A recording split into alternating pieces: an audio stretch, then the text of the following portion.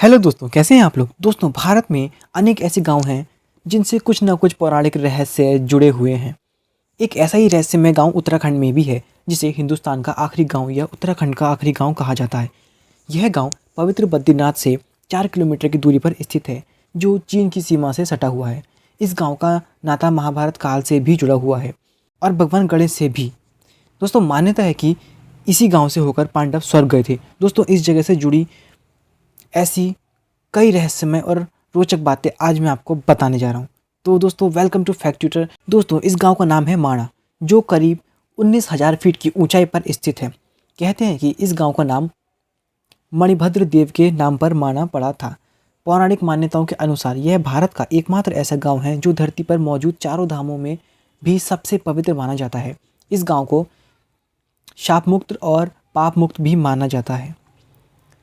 इस गांव से जुड़ी एक मान्यता यह भी है कि यहाँ आने वाले हर व्यक्ति की गरीबी दूर हो जाती है।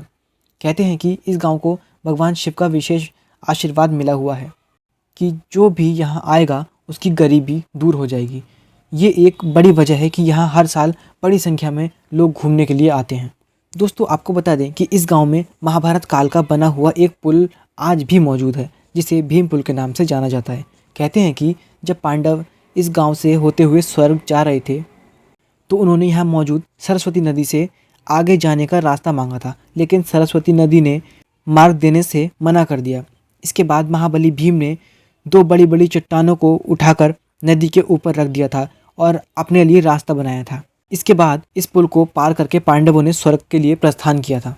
दोस्तों, इस गाँव का संबंध भगवान गणेश से भी जुड़ा हुआ है। कहते हैं कि महर्षि देवव्यास के कहने पर भगवान गणेश जब महाभारत लिख रहे थे, तो उन्होंने सरस्वती नदी के बहने की तेज ध्वनि सुनाई दे रही थी।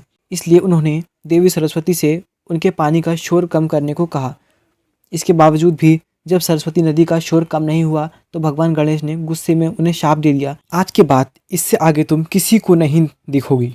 दोस्तों, इसी गाँव में व्यास गुफा भी है। इसके बारे में मान्यता है कि यहाँ महर्षि देवव्यास रहा करते थे। यहीं पर उन्होंने कई वेद और पुराणों की रचना की थी। व्यास गुफा की ऊपरी संरचना को देखकर ऐसा लगता है कि जैसे ग्रंथ के कई पन्नों को एक के ऊपर एक रख दिया गया है। इसी वजह से इसे व्यास पोथी भी कहा जाता है। तो दोस्तों, आपका इस बारे में क्या कहना है, नीचे कमेंट करके ज़रूर बताएं। और दोस्तों, इसी तरीके की अजीबोगरीब और अद्भुत जानकारियों के लिए हमारे चैनल को सब्सक्राइब करना बिल्कुल ना भूलें।